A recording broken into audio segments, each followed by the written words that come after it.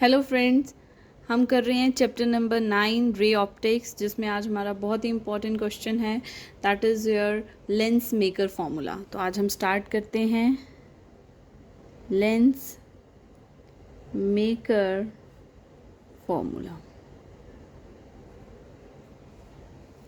तो lens maker formula में हम क्या लिखेंगे? केस नंबर 1, लेंस अब हमारे पास कन्वेक्स भी हो सकता है, कनकेव भी हो सकता है। फॉर कन्वेक्स लेंस, तो कन्वेक्स लेंस को अगर हम कर रहे हैं तो हमारे पास क्या आ जाएगा?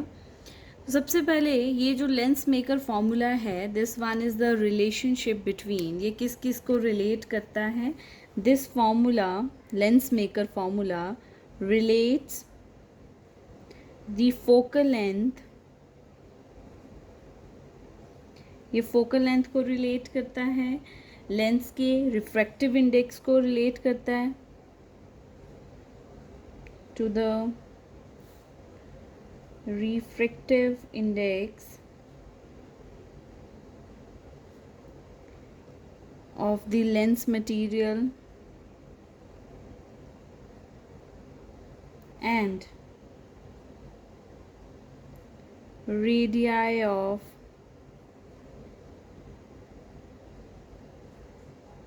curvature of its surfaces. तो it's a relationship between focal length, refractive index and radii of curvature. तो सबसे पहले कन्वेक्स लेंस में हम इसे ड्रॉ कैसे कर सकते हैं, हम पहले ये देखेंगे। तो हम बना रहे हैं एक convex lens, this lens is your convex lens. ये एक्सिस हमारे पास आ गई प्रिंसिपल एक्सिस, इसमें हम इसका नाम रखते हैं A, this point is your B and this one is your C, और ये हमारे पास आ गया डी। ऑब्जेक्ट हम मान लेते हैं, this one is an object, तो ये हमारे पास ऑब्जेक्ट है।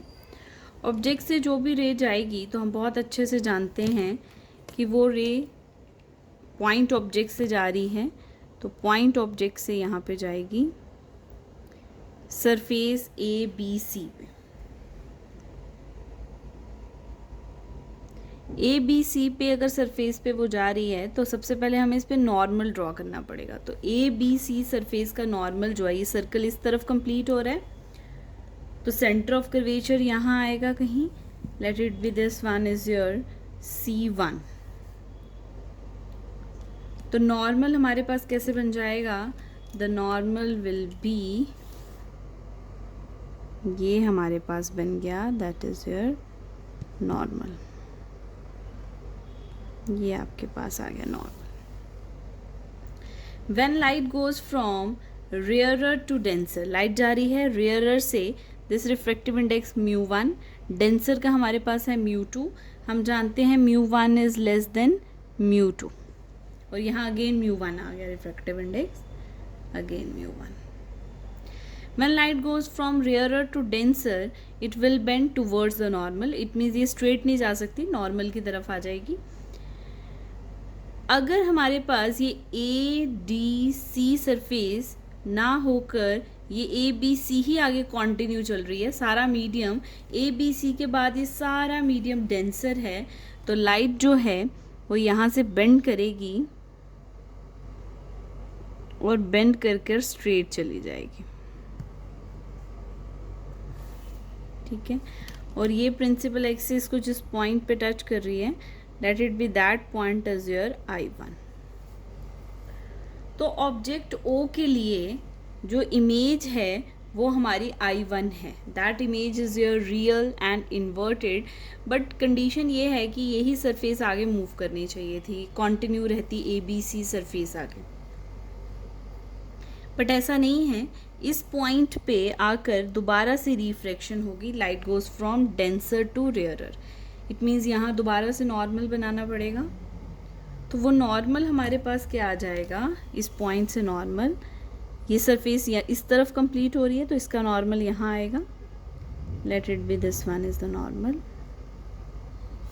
Light goes from denser to rarer, it will bend it will bend, बता सकता है कोई? It will bend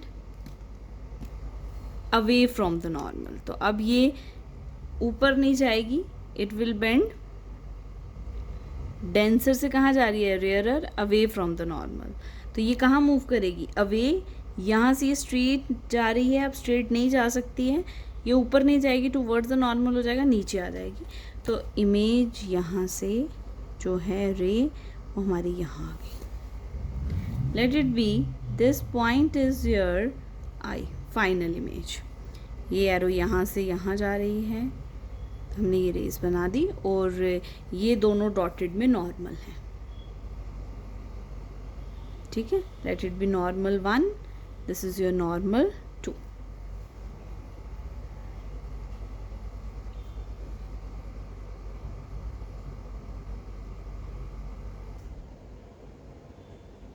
I hope ये बात क्लियर हो गई है।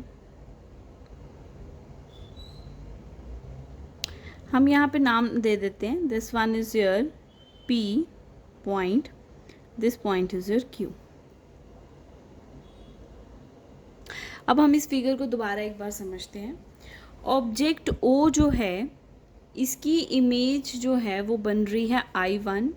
अगर रिफ्रैक्शन सिर्फ एक बार हो रहा है, ये जो हमारी ABC सरफेस है ये आगे कॉन्टिन्यू रहती, मीन्स ये सारा मटेरियल डेंसर होता, तो उस केस में ऑब्जेक्ट O की रियल इमेज बन रही है I1। तो रिफ्रैक्शन हो रहा है from rarer to denser, but ऐसा नहीं है। Q पॉइंट पे आकर PQ जो है अगेन रिफ्रैक्शन होगा और वो हमारे पास इमेज, फाइनल इमेज बनेगी, दैट इज योर I। इस फाइनल इमेज I के लिए जो ऑब्जेक्ट का काम कर रही है ये रियल इमेज है, I is the real image. ये किसकी रियल इमेज है? O ऑब्जेक्ट की। बट इसके लिए एक ऑब्जेक्ट है जो कि PQ है। अगर हम देखें तो ये रे PQ से आगे बेंड हो रही है, तो इस I इमेज का एक वर्चुअल ऑब्जेक्ट है जो कि क्या है? दैट इज योर P से Q लाइन आगे एक्सटेंड हुई है, that one is your I1। तो ऑब्जेक्ट O की रियल इमेज है I1, ऑब्जेक्ट O की फाइनल इमेज है that is your I which is also real, but I image के लिए एक वर्चुअल ऑब्जेक्ट है that is your PQ। PQ से जो लाइन जा रही है दैट विल बी I1। अगर मैं इन सब के नाम लिखूंगी तो ऑब्जेक्ट O से I का distance that is your U, sorry optical centre का डिस्टेंस दैट इज U। अगर हम इमेज का डिस्टेंस लें that will be V, I तक का डिस्टेंस। I1 तक का डिस्टेंस लेंगे तो वो हमारे पास V1 आ जाएगा। अब देखिए यहाँ पे फाइनली हो क्या रहा है, यहाँ हो क्या रहा है। सबसे पहले हम इसे लिख लेंगे,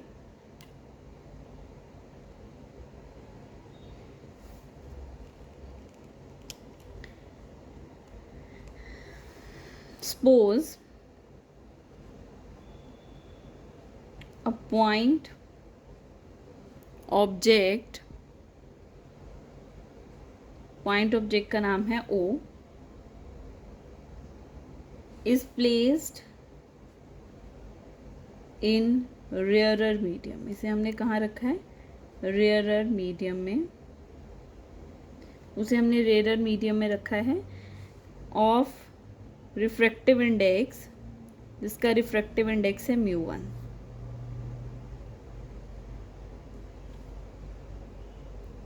μ1 the ray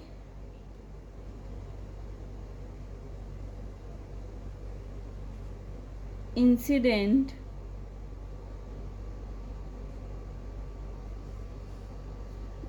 बहुत ज़्यादा हम लिख देंगे इसमें, द रे इंसिडेंट करके अगर हमने लिखा तो हम नॉर्मली लिखते हैं द रे इंसिडेंट ऑन, लिख देते हैं ऑन सरफेस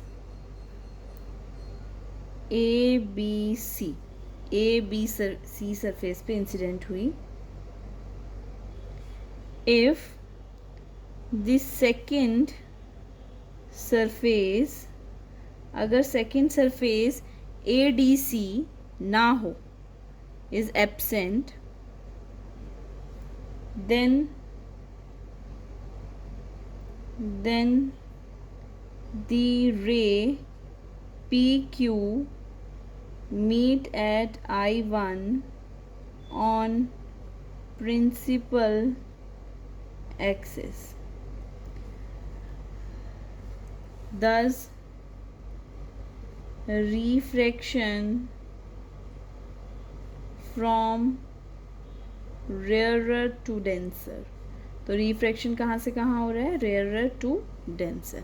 हम जानते हैं जब रिफ्रैक्शन रेयरर टू डेंसर है तो हमारे पास लास्ट वीडियोस में हमने ये क्वेश्चन किए थे. That question is your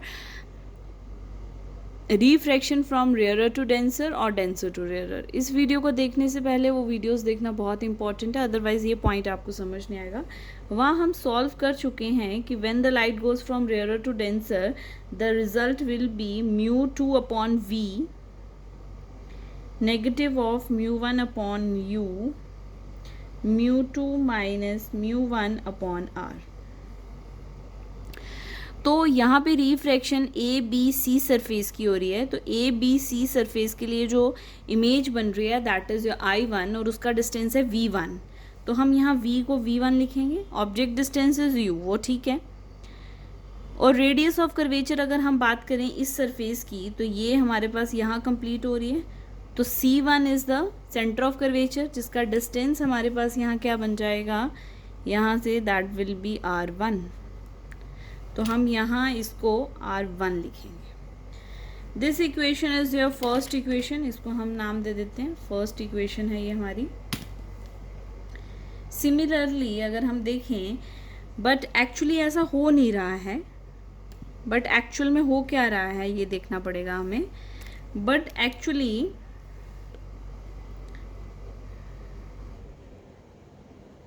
refraction double times हो रही है.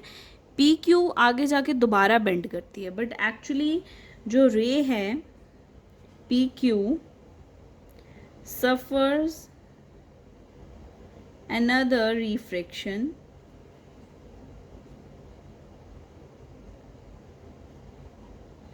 and meet the principal axis at point I. और वो I पॉइंट पे मीट कर रही है.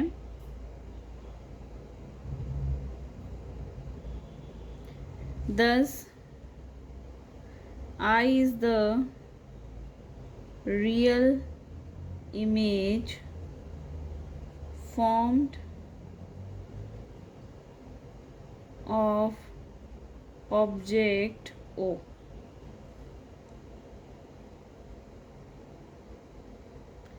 For image I, the object the I1 acts as a virtual object.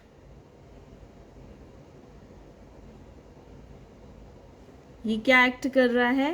As a virtual object placed eight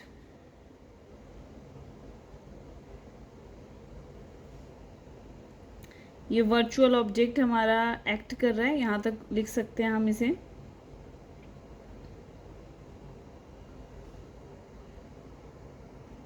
ठीक है, it act as a virtual object. Actually हमें यह लिखना है कि ये मीडियम μ2 को एक्सटेंड कर रहा है, बट आप इस चीज़ में कंफ्यूज हो जाएंगे. यहाँ तक लिखना एक्यूरेट है और परफेक्ट है और इतना ही लिखना है आपको. नाउ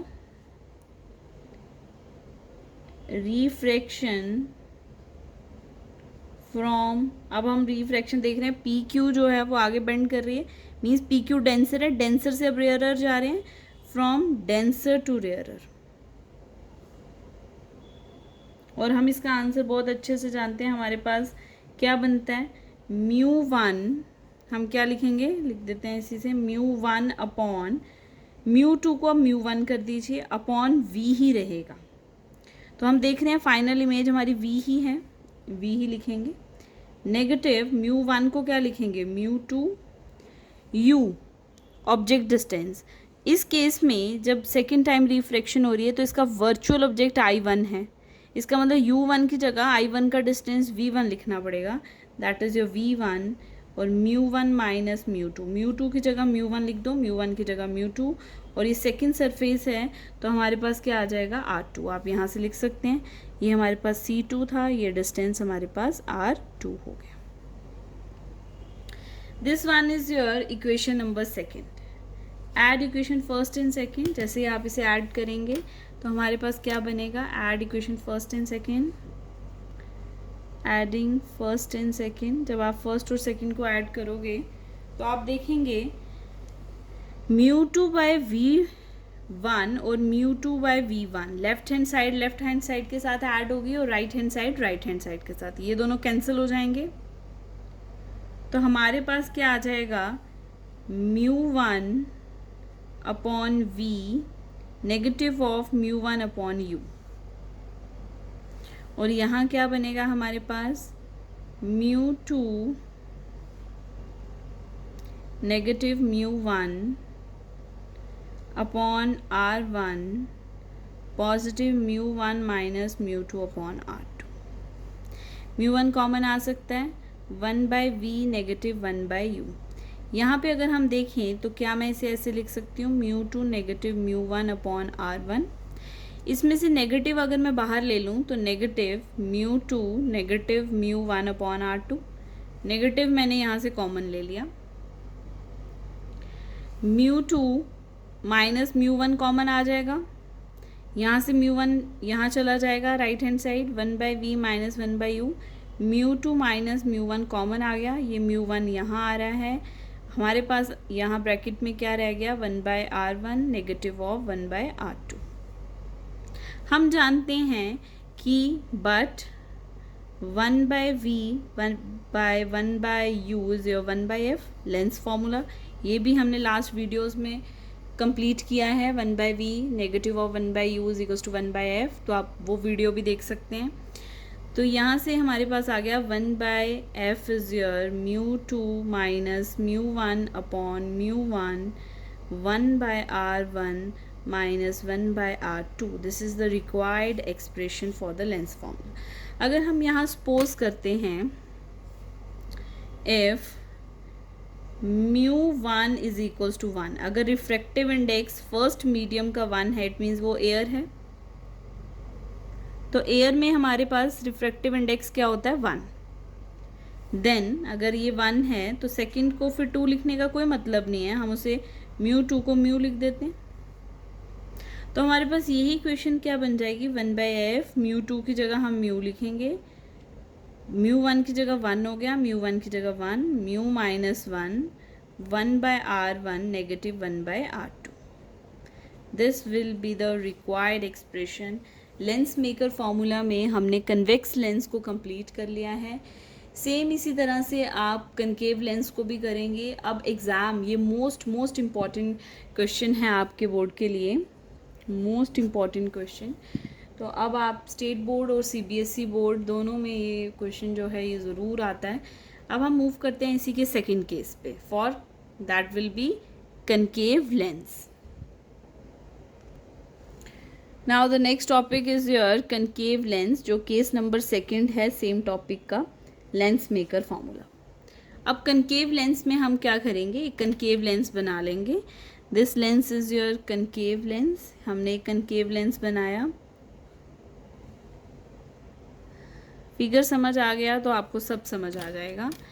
ये हमारे पास आ गई प्रिंसिपल एक्सेस, हम जान रहे हैं हमें एक पॉइंट ऑब्जेक्ट लेना है O,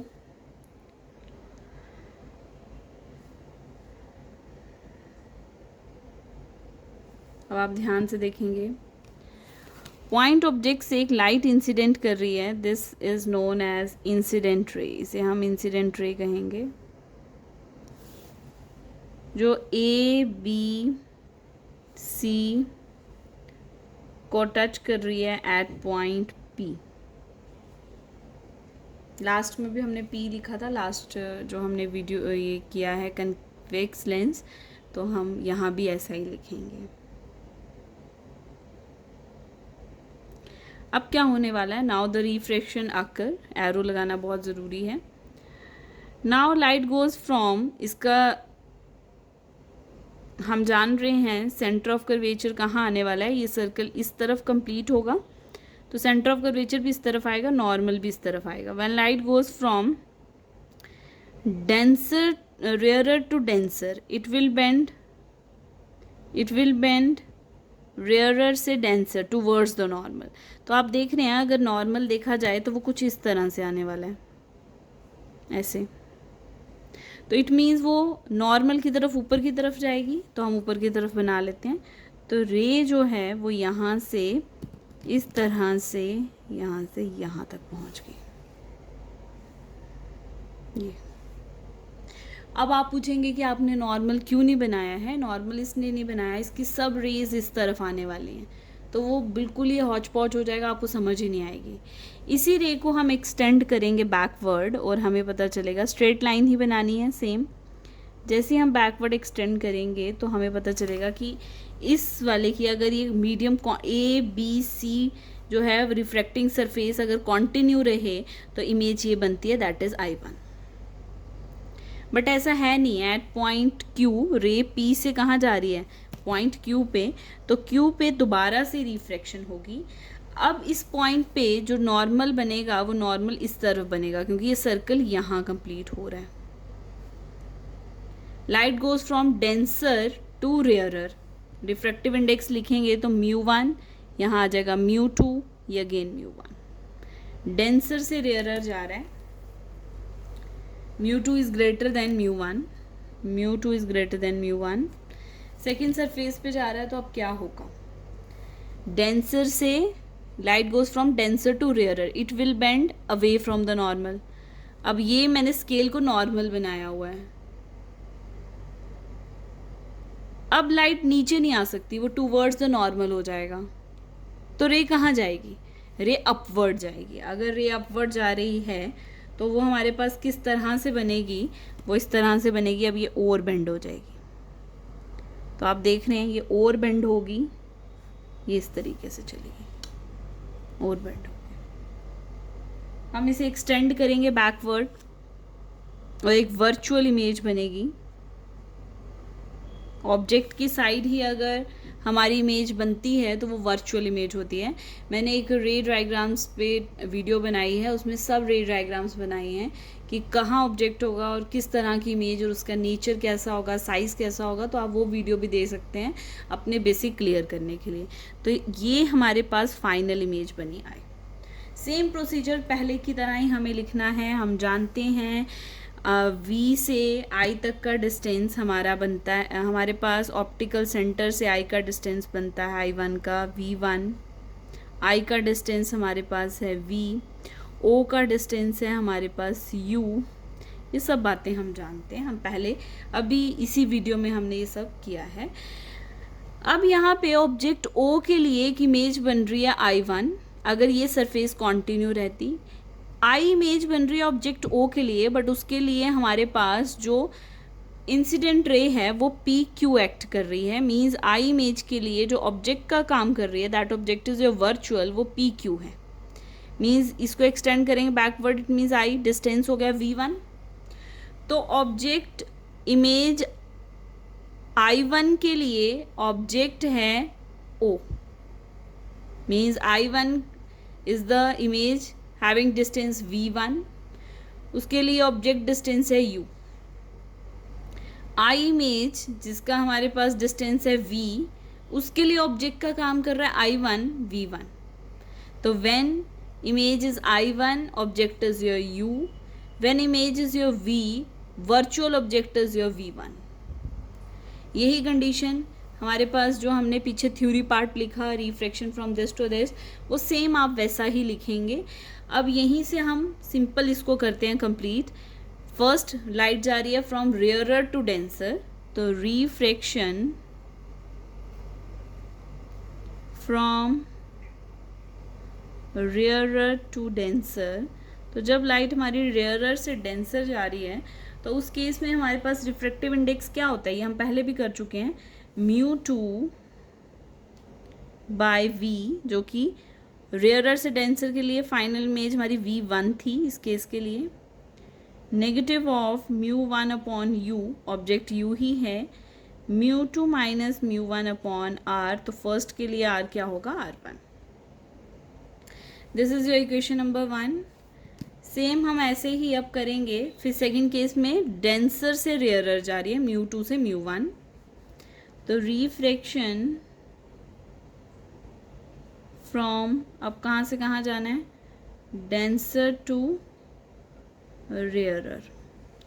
इट मीन्स क्या बन जाएगा हमारे पास, फॉर्मूला μ2 को चेंज करो μ1, इमेज फाइनल इसके लिए v बन रही है तो v आएगा। नेगेटिव ऑफ μ1 की जगह μ2, इसके लिए ऑब्जेक्ट एक्ट कर रहा है v1, तो यहाँ आ जाएगा v1। μ2 की जगह μ1, μ1 की जगह μ2, r1 की जगह r2। This is your equation number second. Same वैसे ही करना है।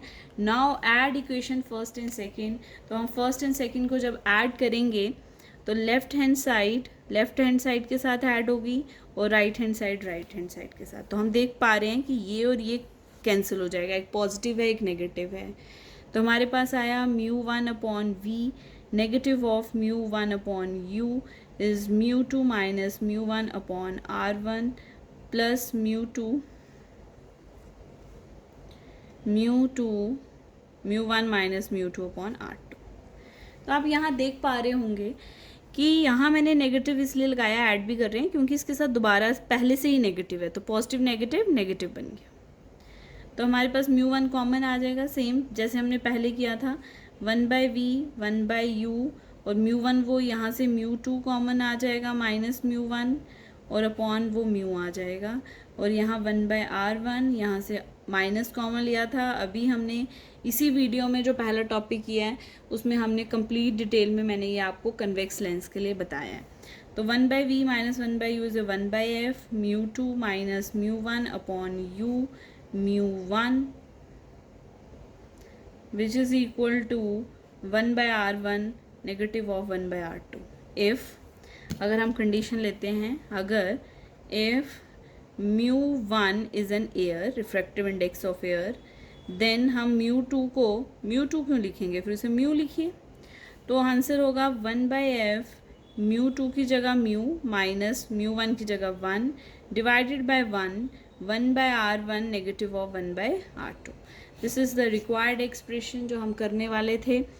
अगर किसी स्टूडेंट को इसमें डाउट हैं तो इन क्वेश्चंस को जो है टेक्स्ट में लिखिए कि मुझे ये डाउट है, देन मैं उस पर एक स्पेसिफिक वीडियो बनाऊंगी। आई होप ये टॉपिक आपको क्लियर है। बोर्ड में इसमें से क्वेश्चन आने के बहुत ज़्यादा चांसेस हैं, और न्यूमेरिकल भी इस बेसिस पे आपको आ सकता है, तो न्यूमेरिकल के लिए हम अलग से वीडियो बनाएंगे। I hope it is clear to you. Bye bye students. Hello students, आज का हमारा टॉपिक है रिफ्रैक्शन थ्रू प्रिज्म। हम कर रहे हैं chapter number 9 of physics, that is your ray optics, refraction through prism, chapter 9 ray optics. अब ये question straight forward, state board में सीधा का सीधा क्वेश्चन आ जाता है स्ट्रेट फॉरवर्ड कि आप ड्राइव करिए प्रिज्म फार्मूला, बट सीबीएसई में ऐसा नहीं है। सीबीएसई में इनमें से कुछ पार्ट उठा के पूछे जाएंगे, तो आपने स्टेट बोर्ड के स्टूडेंट जो हैं वो क्या करेंगे, कंप्लीट जैसा मैं लिखवाऊंगी वैसा लिखेंगे। सीबीएसई वाले एग्ज़ाम में देखेंगे कि आपको कौन सा पार्ट पूछा गया, आप वही पार्ट इसमें से लिखेंगे। तो मैं हर पार्ट को अलग से डिफ़ाइन करूँगी कि अगर ये पार्ट आएगा तो इसको इस तरीके से पूछा जाएगा। तो रिफ्रैक्शन थ्रू प्रिज्म, सबसे पहले हम एक प्रिज्म बना लेते हैं।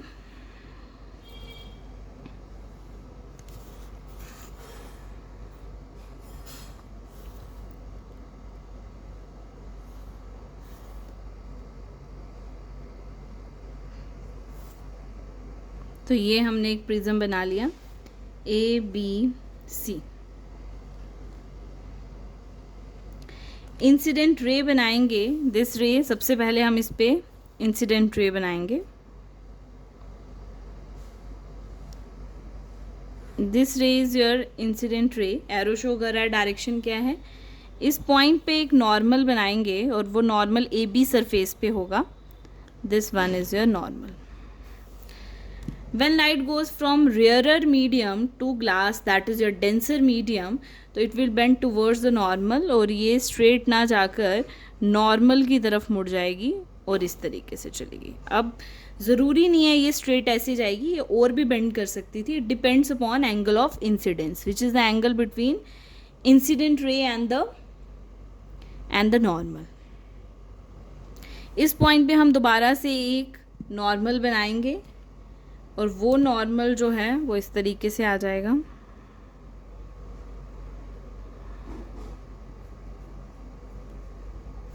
या क्या, when light goes from denser medium to rarer medium, it will bend away from the normal. अब ये straight तो नहीं जा सकती, इसे bend करना पड़ेगा. ऊपर जाएगी towards normal हो जाएगा, rarer में जा रही है तो away from normal जाना है, तो it means वो नीचे की तरफ आ जाएगी.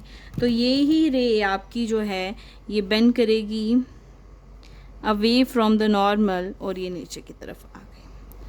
एरो शो कर रहा है डायरेक्शन, तो ये इस तरीके से ऐसे जाकर ऐसे मुड़कर ऐसे आ रही है. तो हम देख रहे हैं कि ये लाइन जो है इंसिडेंट रे प्रिज्म में इंसिडेंट ऐसे हुई और एमर्ज बाहर इस तरीके से निकल रही है. तो कितना इसने डाइवर्ट की, कितना एंगल बना के ये यहाँ से यहाँ मुड़ गई, तो this is known as angle of deviation. तो हम इन लाइन को एक्सटेंड करेंगे. जैसे आप इस लाइन को एक्सटेंड करेंगे तो इसका एक्चुअल पाथ जो था, अगर रिफ्रैक्शन नहीं होती तो ये स्ट्रेट ऐसे जाती, और ये वाली रे जो है एमर्जेंट रे रेड कलर में है जो, ये इस तरीके से बाहर जा रही है. इट मीन्स ये रे इस तरीके से यहाँ जाकर और ऐसे मुड़ के बाहर आई है. तो कितना एंगल ये डाइवर्ट किया इसने, this is known as angle of deviation denoted by delta. इसको इस तरीके से लिखेंगे डेल्टा. अब हम इसके नाम रख लेते हैं. ये एंगल आई है, ये एंगल ऑफ इमर्जेंस है ई. हम जानते हैं रिफ्रैक्टेड रे जो कि ऑरेंज कलर की है, उसमें और नॉर्मल में एंगल होता है एंगल ऑफ रिफ्रैक्शन, और ये भी हमारे पास आया angle of refraction R dash. इस पॉइंट का नाम हम रख लेते हैं, let it be this point is your N, और हमारे पास ये पॉइंट आ गया क्यू. इस पॉइंट का नाम हम रख देते हैं आर, और ये हमारे पास ए एंगल ऑफ प्रिज्म हो गया. ये सारे हमारे पास एंगल्स आ गए हैं. अब हम इनके नाम लिखेंगे.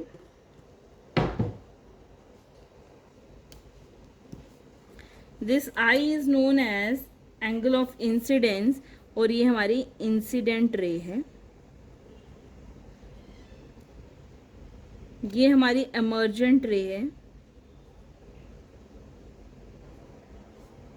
ये डेल्टा जो है ये एंगल ऑफ डेविएशन है. आई जो है ये एंगल ऑफ इंसिडेंस है.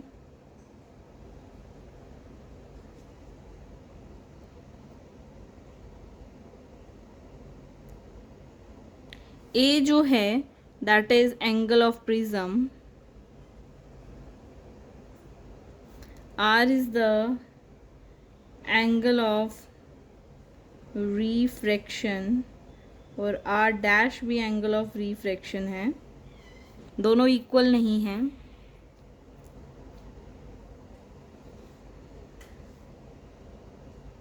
आई होप ये बात क्लियर हो गई है.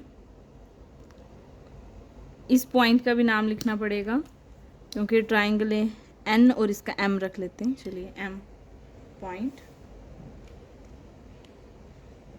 आई होप इस फिगर में कोई कंफ्यूजन नहीं है आपको. चलिए आगे लिखते हैं हम इसे. अ रे इंसिडेंट रे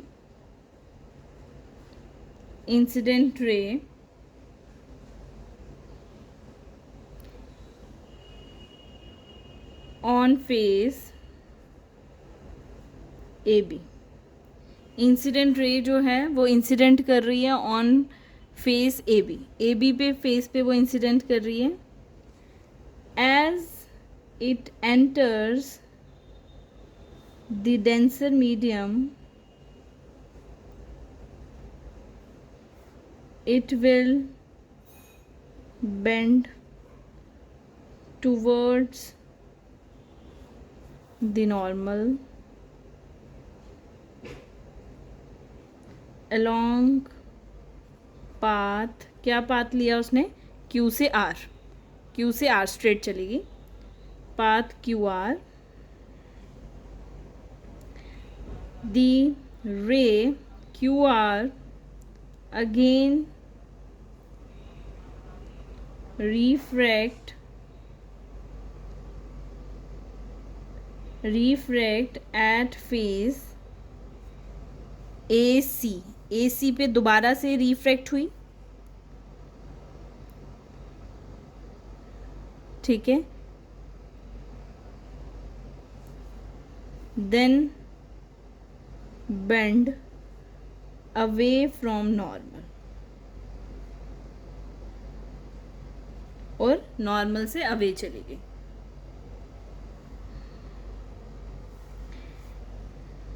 The angle delta is the angle between, किस किस के बीच में एंगल है ये, इंसिडेंट रे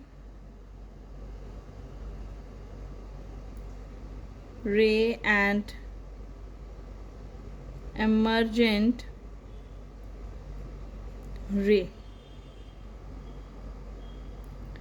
ठीक है, हम यहाँ तक समझ चुके हैं कि हम क्या लिख रहे हैं, बहुत है इतना ही. अब हम इसमें केस 1, जिस तरह से क्वेश्चन आ सकता है, स्टेट बोर्ड वाले केसेस में नहीं लिखेंगे, वो सिर्फ केस वाली लाइन को स्किप करेंगे. अगर लिखते हैं तो बहुत अच्छी बात है, अदरवाइज उसे स्किप करिए. तो फर्स्ट क्वेश्चन कैसे आ सकता है, रिफ्रैक्शन, सीबीएसई में refraction through prism. State board में जब भी ये क्वेश्चन आएगा वो कंप्लीट क्वेश्चन पूछते हैं. Deviation produced by a prism. Prism क्या डेविएशन प्रोड्यूस कर रहा है, फर्स्ट इस तरीके से आ सकता है, तो वो सिर्फ थोड़ा सा पार्ट इसका ये लिखेंगे, बट सीबीएस स्टेट बोर्ड वाले कंप्लीट क्वेश्चन लिखेंगे. नाउ फ्रॉम ए क्वाड्रिलेटरल, हम एक क्वाड्रिलेटरल लेते हैं,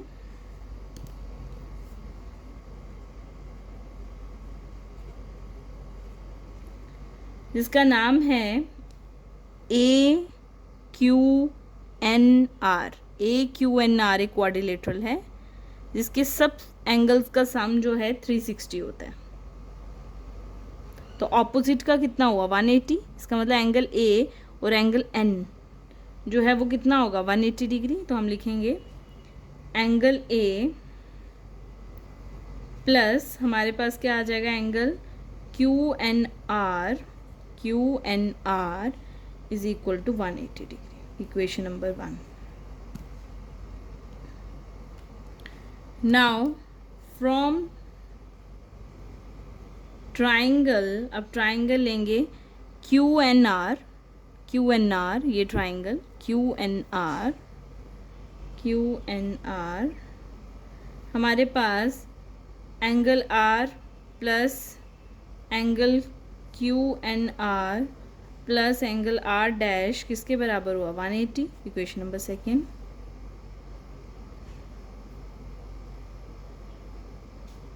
फ्रॉम फर्स्ट एंड सेकेंड, हमें फर्स्ट एंड सेकेंड से क्या मिल रहा है, फ्रॉम फर्स्ट एंड सेकेंड हमें ये पता चला 180 और 180 इक्वल है राइट हैंड साइड, तो लेफ्ट भी इक्वल होगी.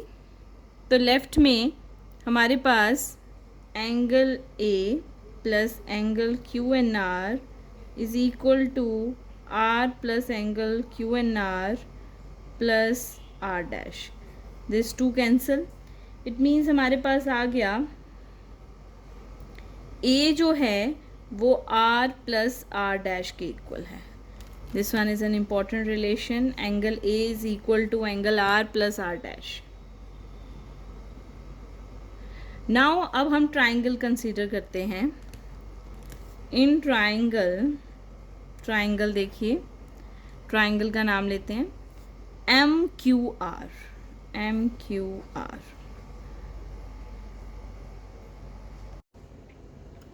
नाउ स्टूडेंट हमने ट्राइंगल ले ली, that is your MQR. MQR. Exterior angle that is delta, ये डेल इक्वल होगा MQR, ये एंगल के, this one angle plus this exterior angle is equal to sum of interior opposite angle. अब ये angle किसके बराबर है, तो ध्यान से देखना, ये लाइन और यहाँ से ये लाइन, ये दोनों एंगल इक्वल हुए. अब इसी को ऑरेंज लाइन ने यहाँ से कट किया है और इस लाइन को ऑरेंज लाइन ने कट करके लिखा है that this one is your R. तो ये पार्ट कितना हुआ, ये अगर I है तो ये पूरा I था, तो ये क्या बन गया I माइनस R. सेम ये बन गया हमारे पास I माइनस R और यहाँ पे ये एंगल बन गया हमारे पास E माइनस R डैश. आई होप ये पॉइंट क्लियर है आपको. तो हमारे पास डेल इक्वल हो गया I minus R plus E minus R dash. तो ये हमारे पास बना I plus E minus common लेके R plus R dash, that is equal to this one R plus R dash from equation third,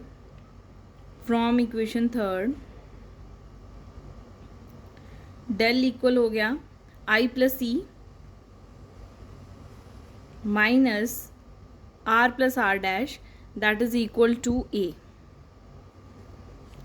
तो del is equals to I plus E minus A.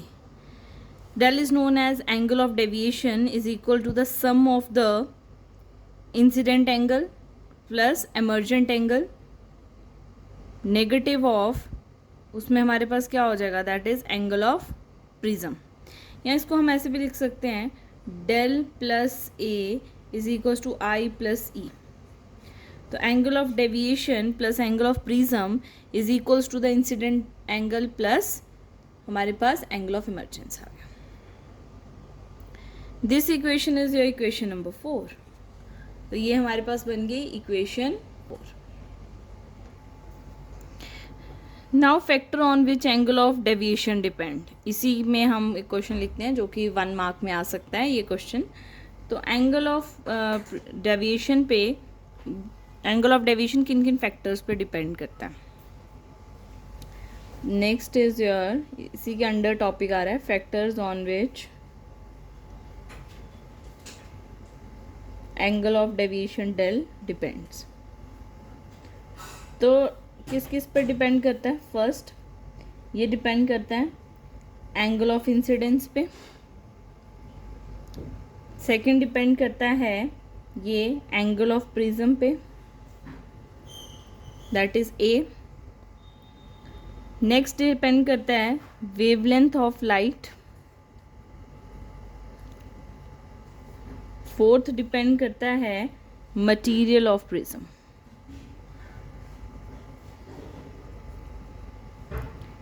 ये 4 चीज़ों पे ये depend करता है.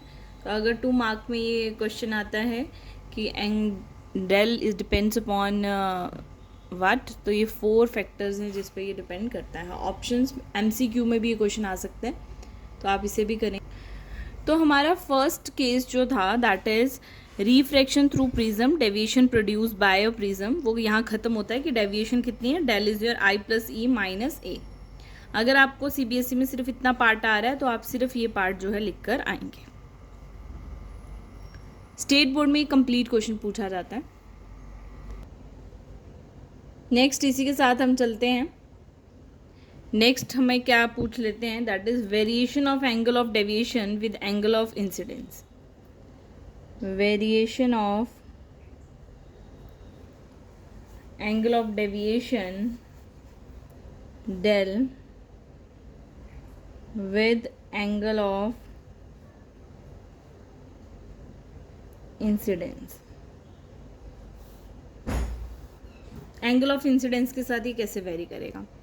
तो हम जान रहे हैं कि जैसे जैसे हम एंगल आई को, अगर आपके सिलेबस में ये प्रैक्टिकल भी है तो प्रैक्टिकल भी आपने किया होगा 12th क्लास और 10th क्लास में। तो ये हमारे पास इंसिडेंट रे है, ये एंगल आई है। एंगल आई पे डिपेंड करता है दैट इज़ योर डेविएशन। ये हमने ऊपर भी लिख भी दिया कि आई पे डिपेंड करता है। तो हम देखेंगे इसके लिए सिर्फ एक ग्राफ आएगा। ये हमने ग्राफ बना लिया जो कि प्रैक्टिकल में है, आप प्रैक्टिकली इसे करते हैं। तो हम देखेंगे जैसे जैसे हम एंगल ऑफ इंसिडेंस बढ़ाएंगे एंगल ऑफ डेविएशन कम होता जाएगा। अगर पहले एंगल ऑफ हमने ये हमारे पास एक्स एक्सिस में एंगल ऑफ इंसिडेंस है, वाई एक्सिस में एंगल ऑफ डेविएशन है, जैसे जैसे हमने आई को इंक्रीज़ किया डेल डिक्रीज़ कर रहा है। आई देखिए पहले इतना है, इस आई पे डेल देखिए कितना ज़्यादा है। फिर हमने देखा आई इंक्रीज़ किया डेल कम हो गया, आई इंक्रीज़ किया डेल कम हो गया। तो इस तरीके से डेल्टा कम होता जाएगा। एक ऐसा पॉइंट आएगा जब हमारे एंगल ऑफ इंसिडेंस पे डेल्टा मिनिमम होगा। उस पॉइंट के बाद अगर आप एंगल ऑफ इंसिडेंस बढ़ाएंगे तो हमारे पास डेल्टा इंक्रीज होता जाएगा इस तरीके से।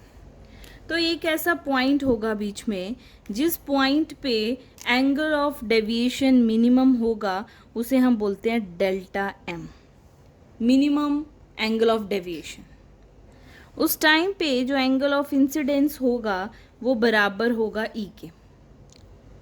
इंसिडेंस और एमर्जेंस एंगल उस टाइम पे दोनों इक्वल होंगे, आई और ई ये दोनों एंगल उस टाइम पे इक्वल होंगे। ऐसे हम देखें तो हर एक एंगल ऑफ डेविएशन की वैल्यू, अगर हम यहाँ देखें तो यहाँ एंगल ऑफ डेविएशन की कुछ वैल्यू होगी, देख रहे हैं आप, ये डेल की वैल्यू किसी आई पे होगी, यहाँ कोई डेल होगा। वही सेम डेल जो है वो इस पॉइंट पे भी होगा, डेल सेम है बट आई की वैल्यू डिफरेंट हो गई है, that is sum I dash. तो दो एंगल ऑफ इंसिडेंस पे डेल जो है वो इक्वल आएगा और मिनिमम के केस में आई इक्वल के बराबर होगा। तो हमने यही देखना है वेरिएशन डेल का इंसिडेंस एंगल के साथ कैसा होता है। तो this would be the graph.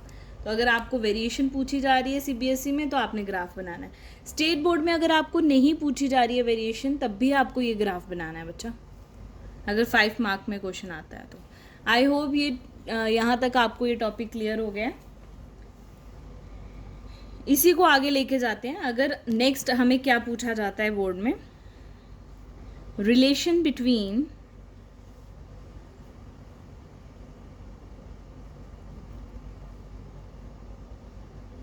refractive index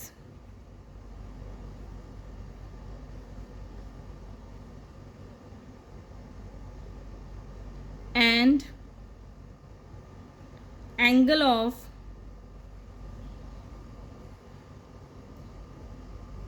minimum deviation. Relation between refractive index and the angle of minimum deviation. अगर ये पार्ट पूछ रहे हैं तो सीबीएसई वाले सिर्फ ये पार्ट लिखेंगे, अदरवाइज आपको ये कंप्लीट लिखना है। जब एंगल मिनिमम डेविएशन में है उस टाइम पे आपकी ये जो रे होगी ये पैरेलल होगी प्रिंसिपल एक्सिस के, रिफ्रैक्टेड रे। ये हम पहले मैंने बताया था आपको कि ये पैरेलल क्यों बनाई है। तो पैरेलल बनाने का मतलब ये है कि इस टाइम पे मिनिमम डेविएशन होने वाली है। अगर पैरेलल रे आएगी तो मिनिमम डेविएशन होगी। इस कंडीशन में फॉर मिनिमम डेविएशन हमें पता है आई इक्वल होगा ई के, ये हमने अभी ग्राफ में देखा। उस टाइम पे आर और आर डैश ये दोनों इक्वल होंगे और डेल बराबर होगा मिनिमम के।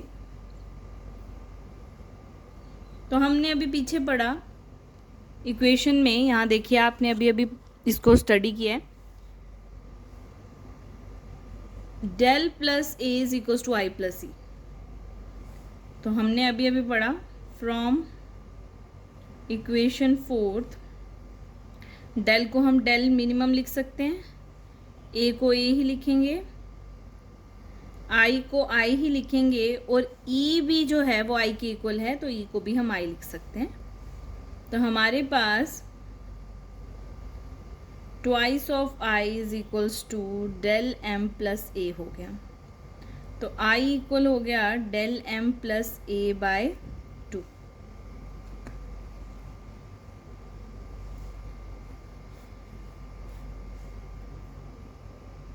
आई होप ये बात क्लियर हो गई है। अब हम आगे चलते हैं। फ्रॉम इक्वेशन थर्ड को आप देखेंगे, a is equals to R plus R dash, तो a is equals to R को भी हम आर लिख सकते हैं और आर डैश को भी आर लिखेंगे, ये हमें पता चल गया यहाँ से। तो it means twice of R is equals to a, तो r is equals to a by 2। Now from Snell's law, अगर हम स्नेल्स लॉ को देखें तो from Snell's law mu is equals to sine I by sine R. तो sine I हमारे पास कितना है, I is your del M plus A by 2, और आर कितना है, A by 2। This is the required answer. तो आपको ये क्वेश्चन जो है ये पेपर में इसी तरह से आ सकता है, prove that mu is equals to this one. तो सिंपल ऐसे भी ये क्वेश्चन आ सकता है। स्टेट बोर्ड और सीबीएसई में बहुत बार ये क्वेश्चन सिंपल इस तरीके से भी आया है। स्टेट बोर्ड में इसके बाद जो हम अभी करने वाले हैं उस पार्ट पे कम ही पूछा गया है, बट हम उसे देखेंगे। सीबीएसई वाले बच्चों के लिए इम्पॉर्टेंट है, स्टेट वाले इस चीज़ को स्किप कर सकते हैं। डेविएशन, इसी में एक और चीज़ पूछी जाती है, deviation through a prism, deviation through a prism of small angle. Angle is your small.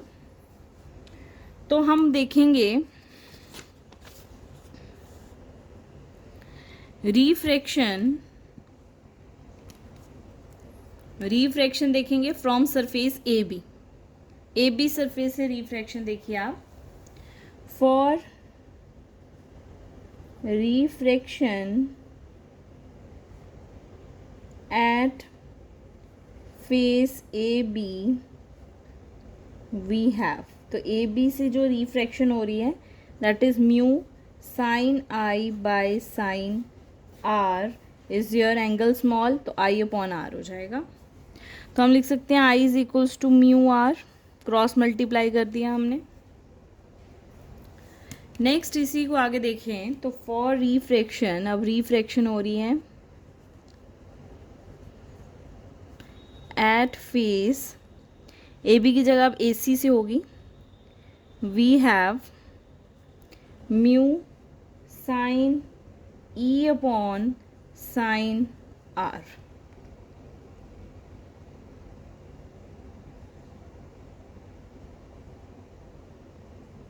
और वो आर हमारे पास क्या है, आर डैश। तो ये हमारे पास क्या बन गया, angle small E upon R dash. तो E is equals to mu R dash.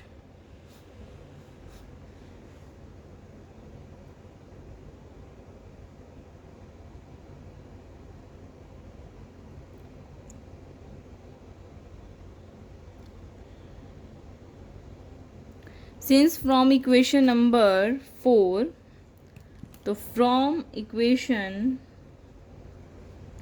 4 del plus A is equals to I, I हमारे पास यहाँ क्या है, that is mu R, plus E क्या है, म्यू आर डैश। तो del plus A is equals to mu R plus R dash.